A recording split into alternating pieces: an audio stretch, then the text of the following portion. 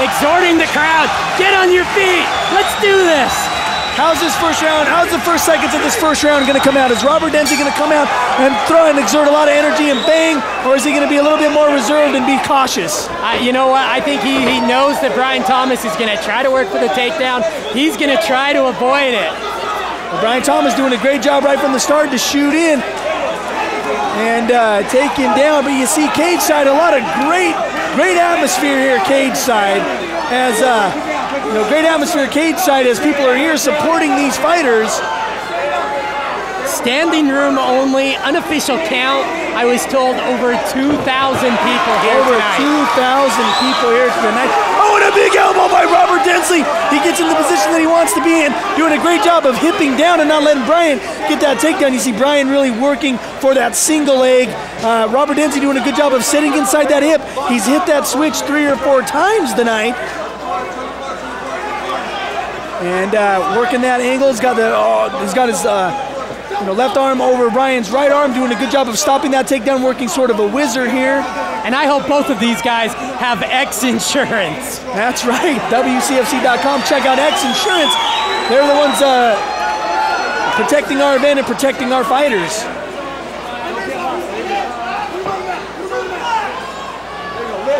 Brian Thomas, for a 30-year-old guy, has great cardio and just now once again, this is where he doesn't want to be. Now Robert Densley needs to take advantage of this position.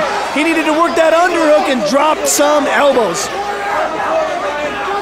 Now he's turning the corner, working that switch, which is something you learn in wrestling. Little League wrestling is guy got your back, going to take you down, or reaching in on that single leg, reach inside his crotch and stop that takedown. Well, and during my keys of the fight, one of the things I thought Brian needed to do was turn this into a wrestling match, and he's doing a pretty good job of that. Record kind of waking up and now landing some big elbows. Landing some big elbows to the side of Brian Thomas's face, but Robert Densley's got to be careful or not roll over. This is where he doesn't need to be right here. This is bad news. We talked about it before, though. It's very frustrating when you're hitting your opponent with some of your best shots and it doesn't appear to phase them. Let's go, both of you. Pick it up. Y'all finish this round. Well, Brian's got the back of Robert the Record Densley. He's working for this submission, lifting the head up, but Robert says no. Now you're Jason Murlick. Brian, get your other hook and flatten Robert out, then work for the choke. And that's the smart way to end a fight with a rear naked choke, is get him flat, get your hooks, and then work the submission.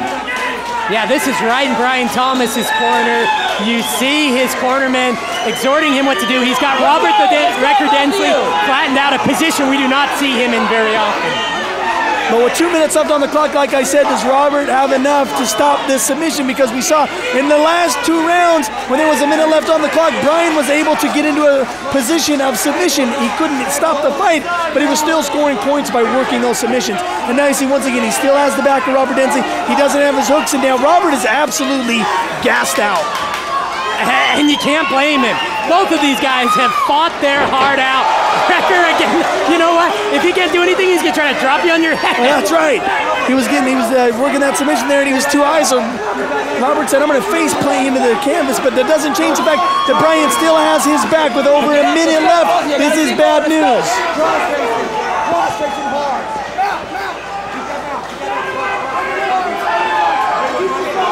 Tell you what, Brian Thomas got some pretty good corner guys to stop all that blood that was coming out earlier. Oh, unbelievable job by the cornerman. Now what I'd like to see these guys do is for the next minute just stand and trade. How about you, Steve Farragut? I'm with you on that.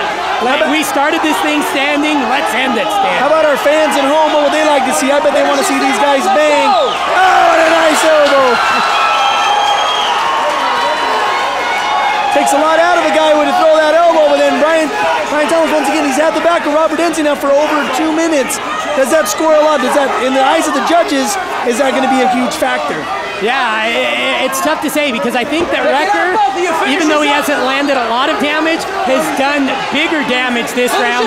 But Brian Thomas is kind of pushing the pace and obviously in positions he wants to be. Here you see him going for the rear naked choke. Once again, 25 seconds left. I don't think Robert's going to give it to him. Got 20 seconds left on the clock. Brian Thomas working for this rear naked choke. And even Freezing 12 pressure. seconds left in the round. That can seem like an eternity when someone's got you in a rear naked choke. Robert doing a pretty good job of grabbing that wrist and pulling it down. And there's the fight, Steve Berger. Wow. What a fight.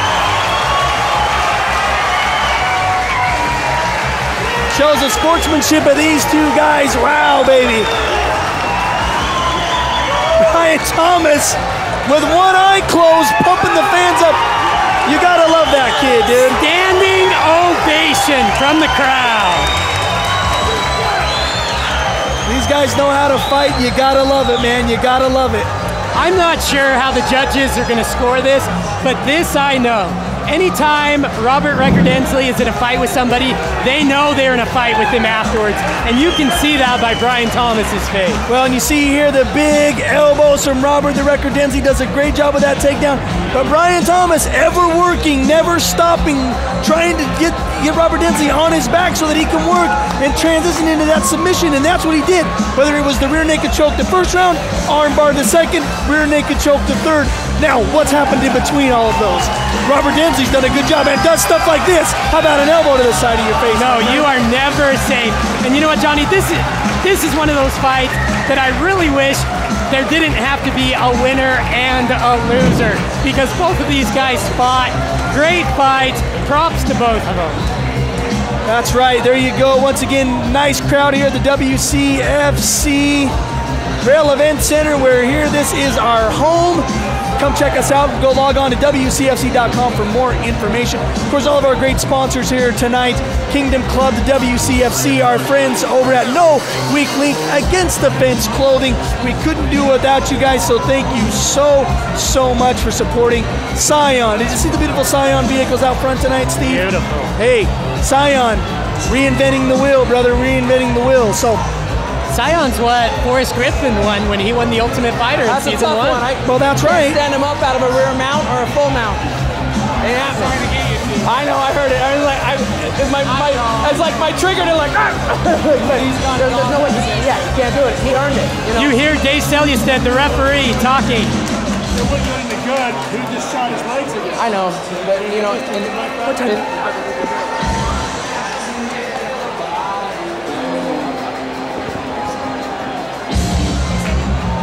All right, ladies and gentlemen, let's get them out here. Center cage.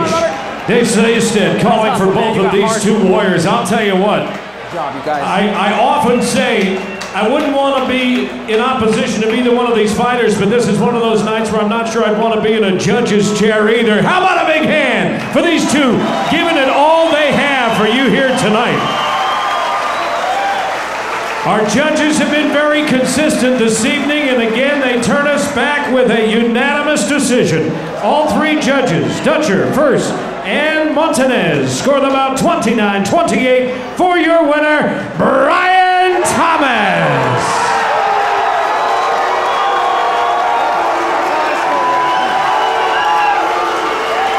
He started with the arm.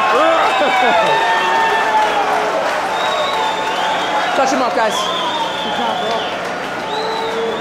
He started to.